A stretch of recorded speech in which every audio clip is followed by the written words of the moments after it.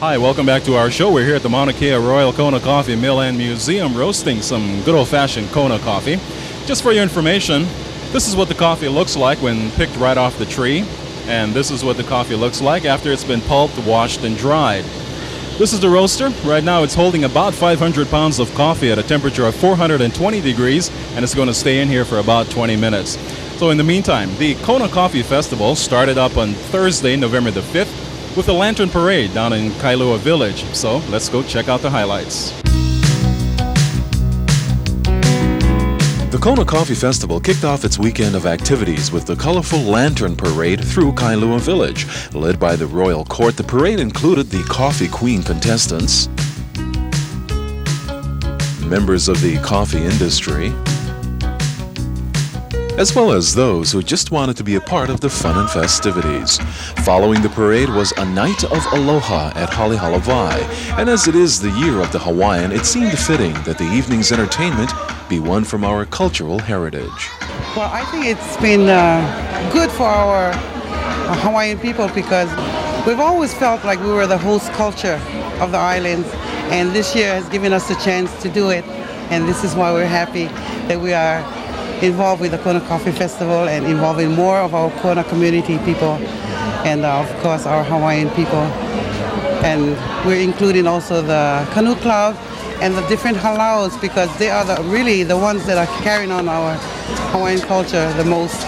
And we're happy that they turned out and responded when we asked them. Not too many people associate the Hawaiians with coffee.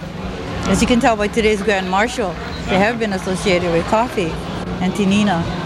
And there are a lot of other Hawaiians who have not come out in the limelight per se as coffee people. But to have coffee, you got to have pickers, and a majority of them were Hawaiians. And speaking of coffee pickers, the festival held its first coffee picking contest up on the slopes of Hualalai. Young and old, novice and experts alike put their skills to the test as they tried to pick as much coffee as possible in 5 minutes.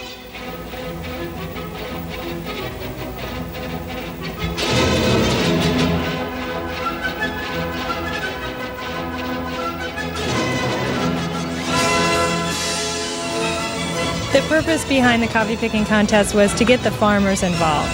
And they have to pick red cherry coffee. They got points off for any green coffee in their basket. What we did was they picked for 5 minutes, and then the coffee was taken to the scales and weighed.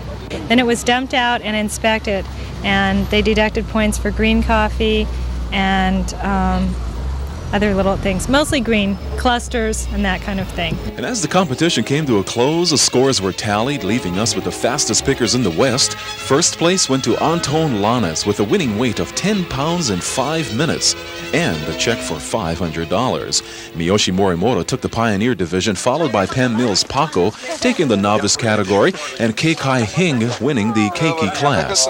And in the contest between the firemen and the media, well, the firemen put out the flames of doubt and won with a minus 34 points. Oh, wow! The press? And a competition of another sort was also taking place at the Keauhou Beach Hotel on Friday, where coffee growers from around Kona gathered to have their best coffee tasted in what is known in the industry as a cupping competition.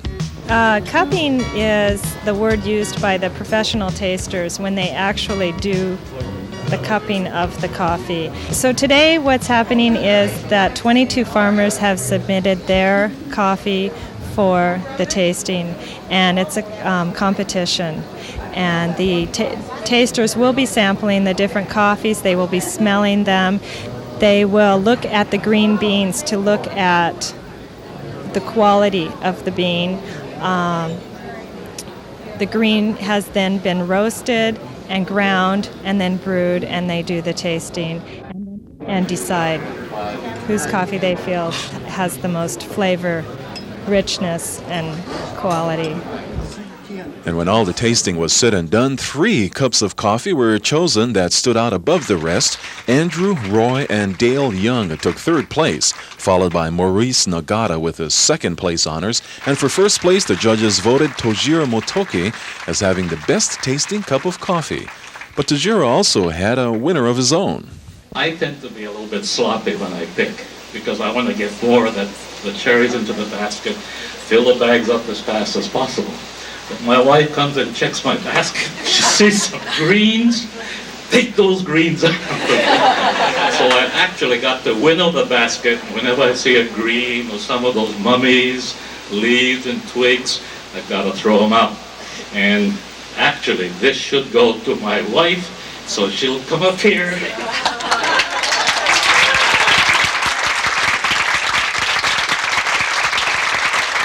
is Juan Valdez.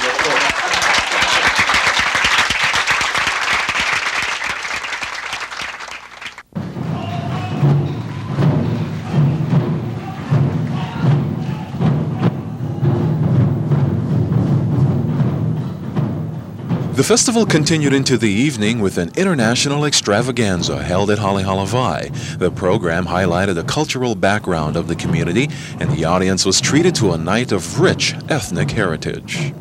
What we do is more a festival type, but it's a mix with of American or Western and Japanese. Some of the pieces we play are more of a traditional type. And I think they've gained an appreciation for Japanese culture. They seem a little more interested in learning the language. I have an interest in probably going to Japan. And their interests have broadened to the point where many of them have also started singing karaoke, or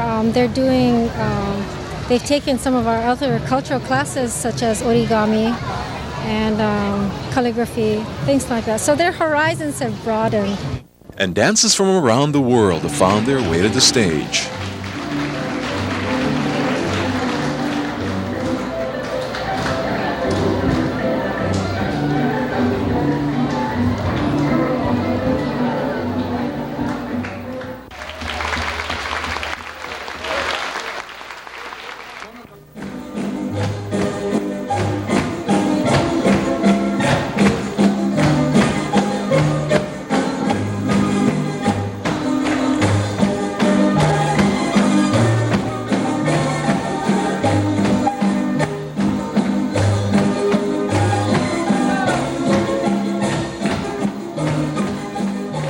And although the day's activities came to a close, they were far from over, for yet to come over the weekend was the grand parade through Kailua Village, followed by Market Day down in Halehalawai, and the crowning of a new Miss Kona Coffee. All of that is next, right here on Weekly Highlights.